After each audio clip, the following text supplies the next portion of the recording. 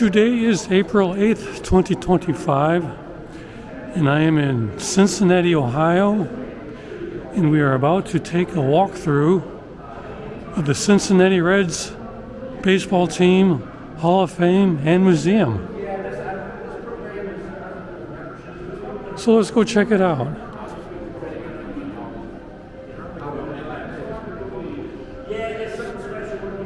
This is the desk where you would buy tickets.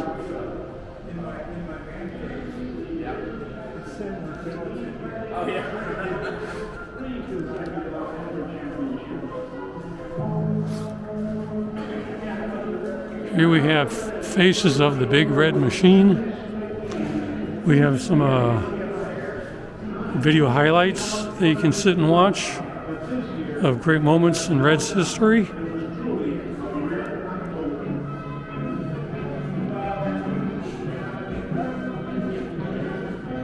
All kinds of memorabilia here.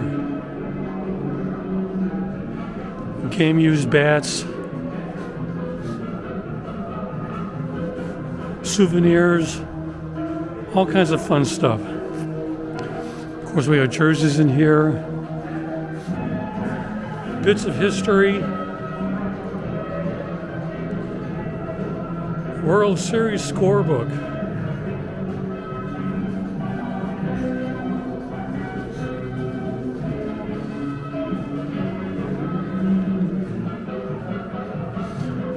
Johnny Bench, most valuable player of the World Series. And here we have a display of players and highlights from the old Negro League, paying homage to them.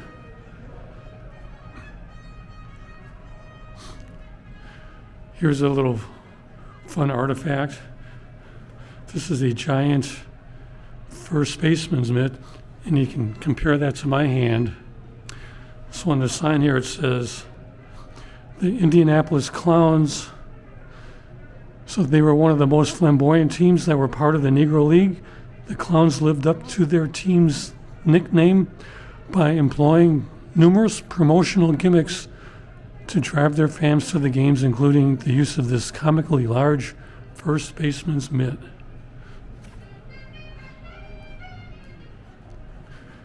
Here we have jerseys from the old Negro League.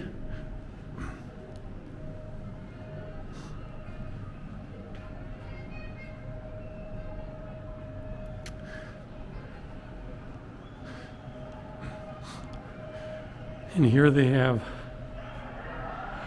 the Great 8 Statue Replica Set, 50th Anniversary Collection. Order yours today. And here are the full-size statues.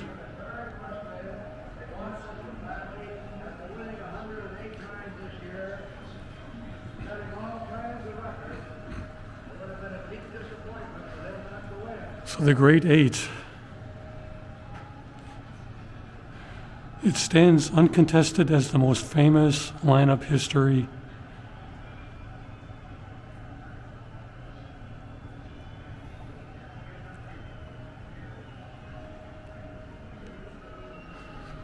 So this goes back to 1975 and 76.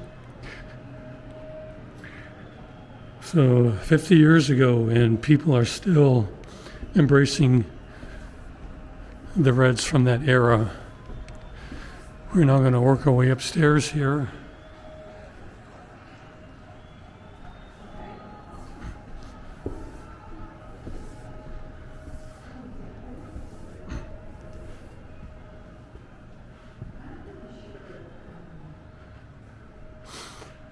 Okay, we have a whole bunch of baseballs mounted on the wall here. 4,256 baseballs. They represent the Major League record set by Pete Rose in over 24 seasons.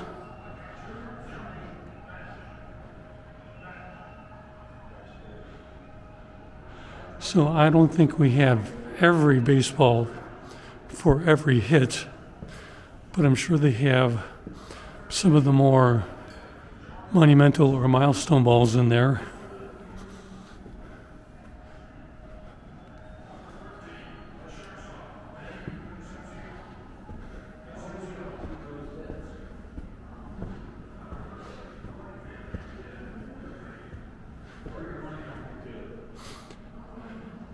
So here we go. Here's the entrance to the Hall of Fame.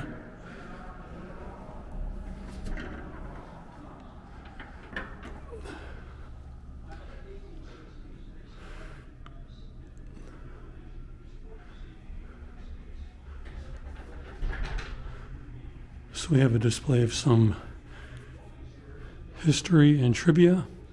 How about this one? Who's the first president to attend a baseball game?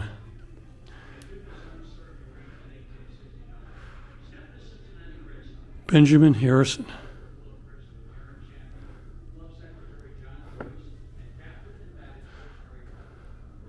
In what year was the first interleague game played? In 1882.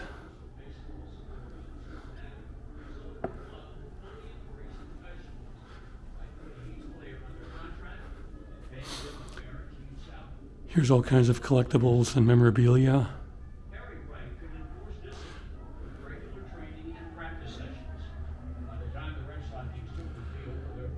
Bobbleheads from the 1960s. It's hard to see with the window glare, but the Marge Shot bobblehead 2010 game. The first Reds giveaway bobbleheads in 2001. And of course we have more here.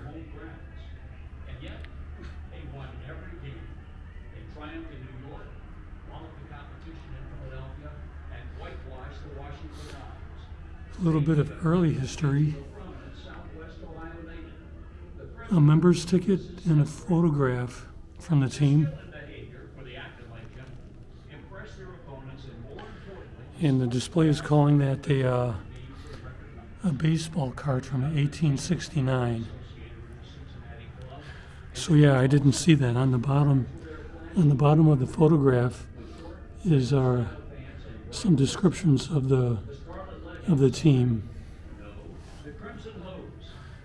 I know some of you collectors would like to get your hands on that. But it's nice for it to be on display where everyone can see it and share the experience.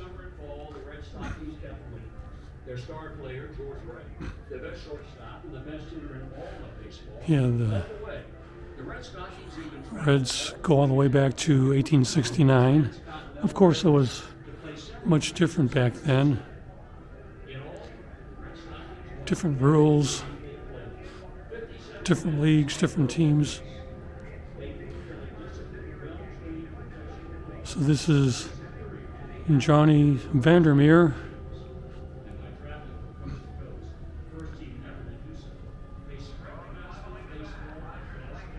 These are artifacts and displays from the early days.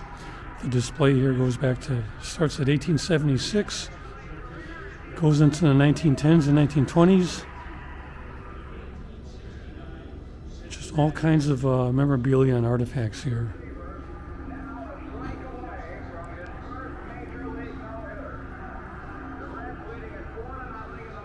Here we have Ted Kluszewski, 1947 to 57.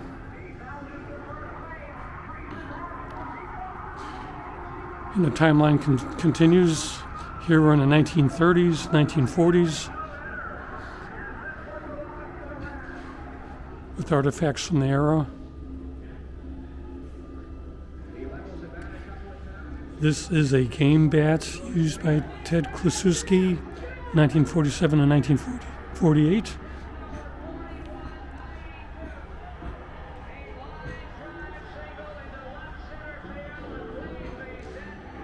(1950s to 1960s).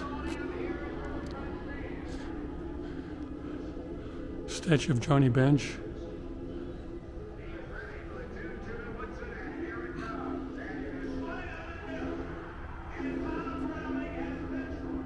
players' contracts,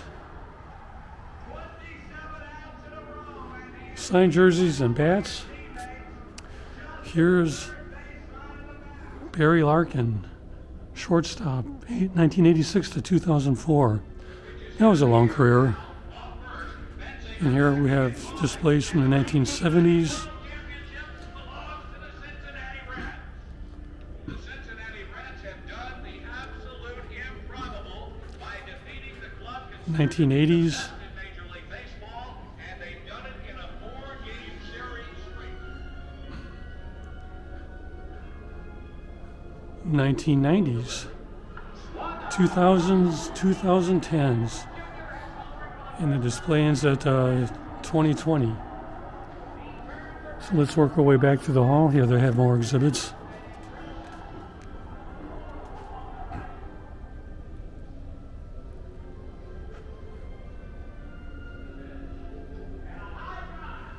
Baseball card display. They're calling these turkey red cabinet cards. These were issued in 1911. Very nice quality.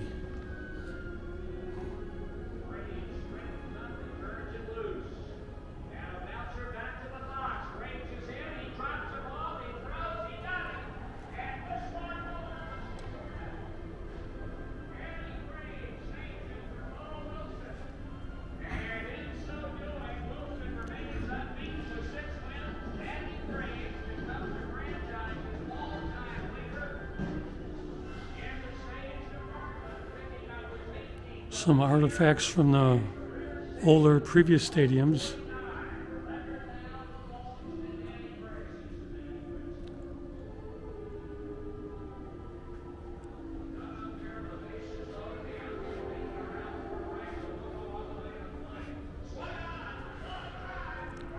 These artifacts are from Crosley Field, 1934 to 1970.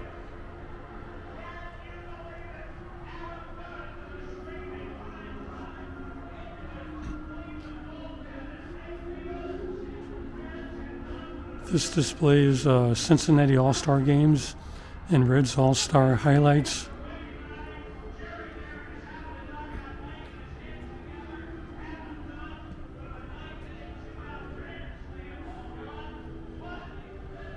This is Crosley Field in 1970.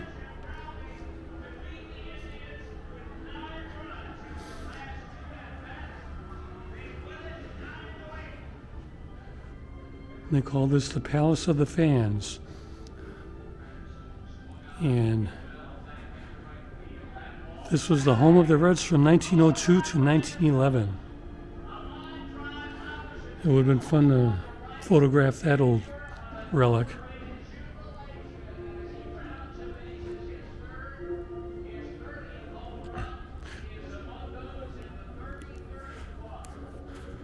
Now, a number of years ago, I attended an auction. It was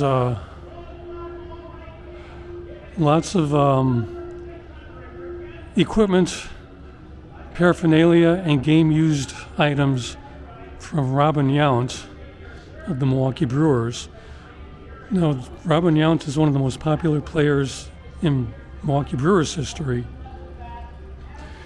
And this is probably, maybe 20 years ago? And what it was is when the Brewers started playing Milwaukee, there's this woman who was part of the staff, and she had been working there for many years and was given or acquired all kinds of items from the Brewers. And the big-time Brewer fans, they were purchasing game-used bats for $1,800. It just blew me away. That's how crazy collecting can be. Here we have display of Reds baseball cards.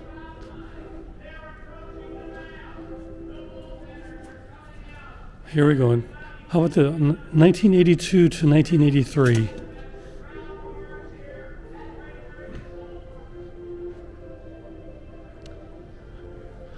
But we got to go back in time here.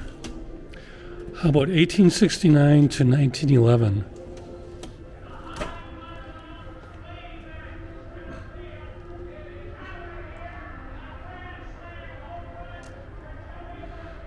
They don't even have a complete set of these.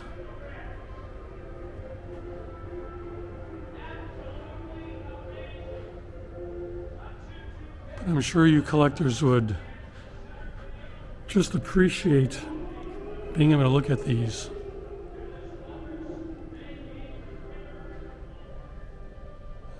And now we have cards from 1909 through 1911 here. These look like some stamps.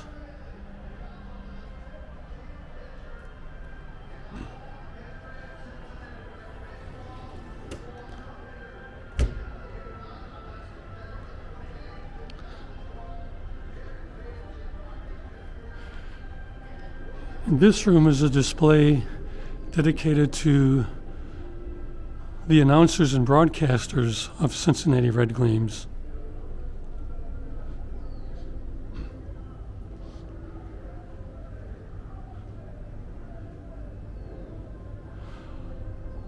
Now, me being in the vicinity of the Milwaukee Brewers, these people here I'm not familiar with, but I think everyone knows of Bob Uecker. And so he's a big fan favorite of Brewer fans in the Milwaukee area. And of course, he just recently passed away. So I can appreciate here in Cincinnati people being having an attraction towards the local guys who were part of the history over the years. And then here we have a broadcasting desk where you can sit down and have your picture taken, so you can have a fun souvenir for visiting.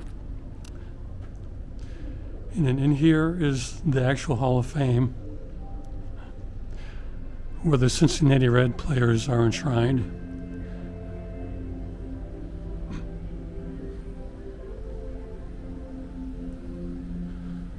So we have plaques on the wall honoring the great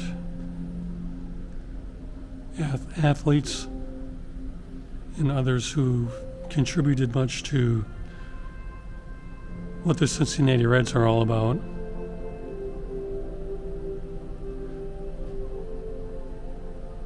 If you can hear the music, it's very reverent. So this is a very somber. So this room is designed to make one reflect and have pride and appreciate what these players did for the game.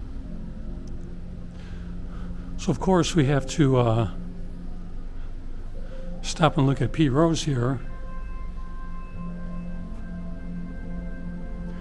Old Charlie Hustle.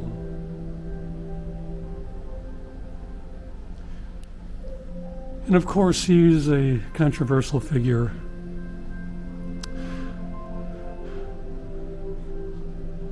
As you all know, when he was the coach of the Reds, he was bidding on games, and gambling is not really a good thing to do. Now, he never bet against the Reds, but one thing that people don't realize is he was still bidding on the games while they were being played, and he had inside information. And that really is crossing the line. But I'm not going to argue if he should be in the Pro Hall of Fame in Cooperstown or not. But what he did was a very serious offense for the game. So I know people appreciate, he was one of the greatest players ever, and I can appreciate that. But I'm just kind of looking at it from both sides.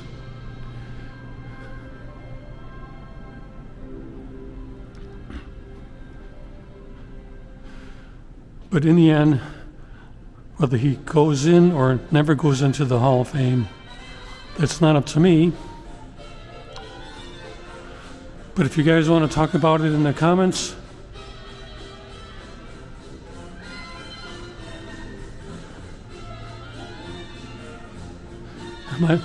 just might be an interesting discussion.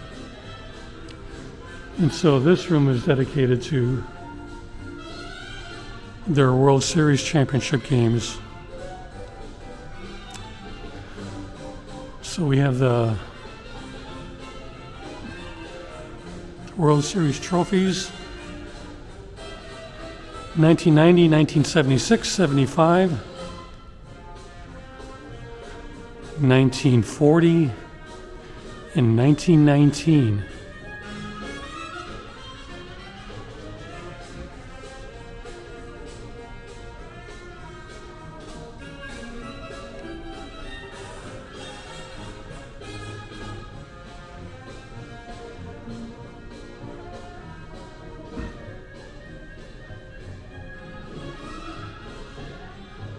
And we have a display of the 1976 New York Yankees.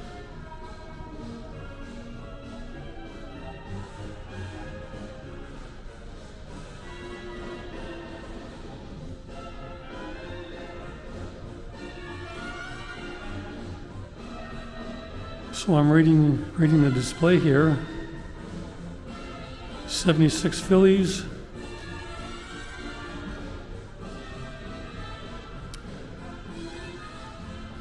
71 Pittsburgh Pirates. I'm kind of at a loss for what this display is all about.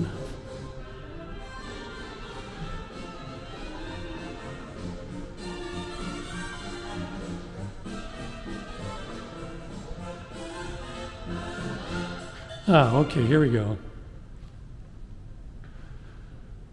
So while the Big Red Machine was universally acclaimed as ranking among the best teams in baseball,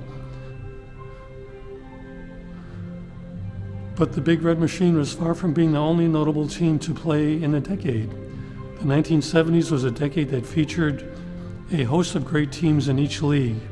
So this team displays the highlights, 4 of the teams that helped make the 1970s one of baseball's unforgettable decades. So this displays for the 1976 New York Yankees, 1976 Philadelphia Phillies, and a big rival of the Reds was the Dodgers, and then we have the 1971 Pittsburgh Pirates.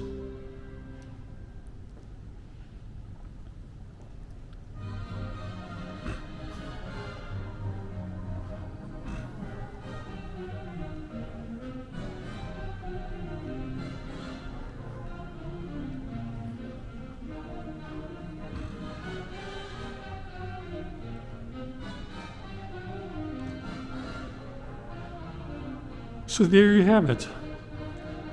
The Cincinnati Reds Hall of Fame and Museum. Lots of history here. We pay respects to the great players of the game. And in many ways, it still is America's greatest pastime. So thank you for taking a walk through the Hall of Fame here with me. And I hope you will stay with me and with my channel as we see where my camera will take me next.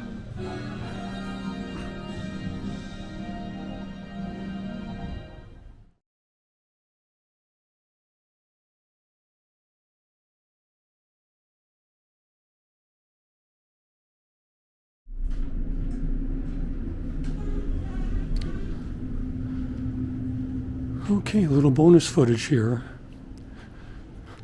The end of the tour takes you out to the gift shop.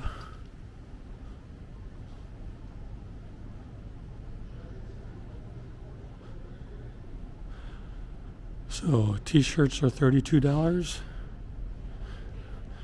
That's actually not too bad from what I've seen with other places.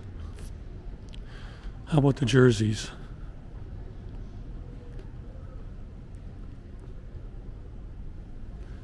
Am I reading that right? $174? Putting on my glasses.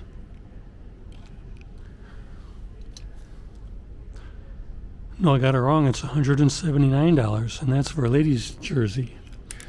Let's find the men's large jerseys.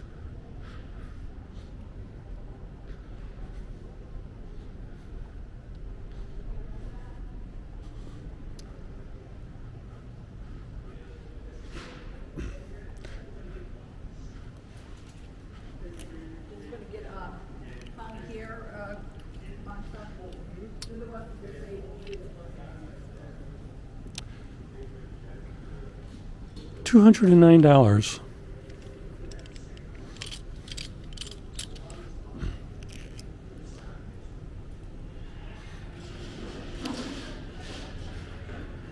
Well, for $209, I would say be very careful about eating those jalapeno nachos.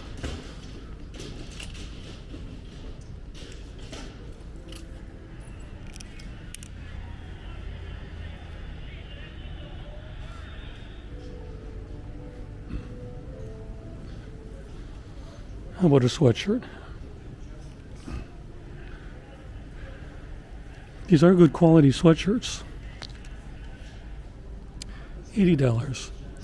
Well, that's actually not a bad price, considering what things like this go for nowadays.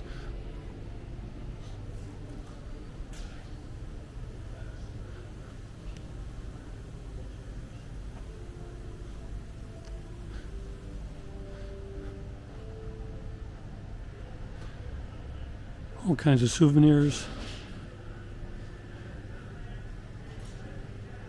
How about a bobblehead?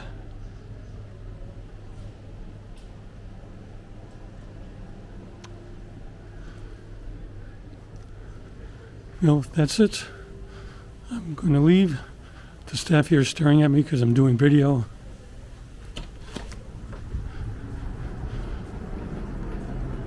But you always got to check out the gift shop, right?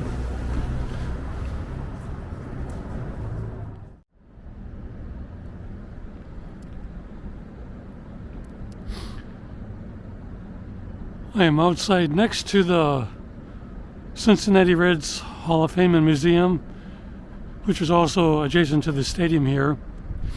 This is a little memorial to the 1869 Red Stockings team. They call this the Red Stockings Pavilion.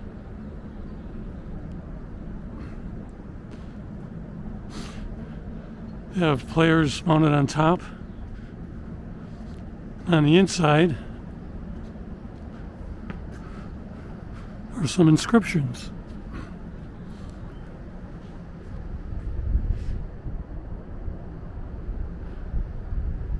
Veni Vidi Vici. I came, so I conquered.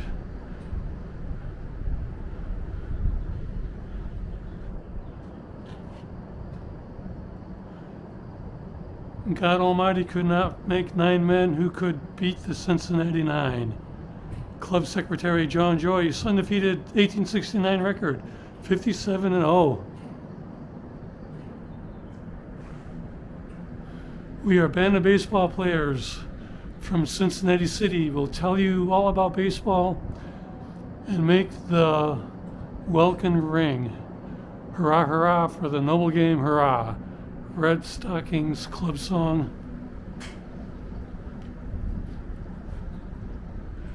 I'd rather be president of the Cincinnati Baseball Club than president of the United States. Club president Aaron Champion, first baseball team to play coast to coast. There you have it. So yeah, baseball goes back to 1869 here in Cincinnati. But that was a professional team. Baseball was actually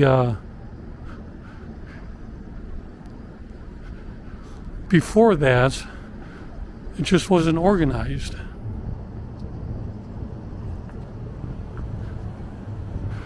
Okay, onward to my car. See where my camera is going to take me next.